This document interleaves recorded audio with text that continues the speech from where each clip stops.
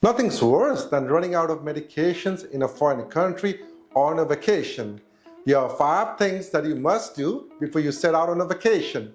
First, always pack your medications in a carry-on bag, not in your checked luggage, because luggage can get lost or delayed. Your meds should not. Second, keep them in their original containers with their name and dose clearly labeled. This helps you avoid unnecessary trouble with airport security too. That should really help you. Third, if you're traveling with controlled substance or injections, keep a copy of a doctor's prescription. And don't forget to pack enough for your entire trip, plus a few extra days. Delays happen and you don't want to run out of medications in a foreign country.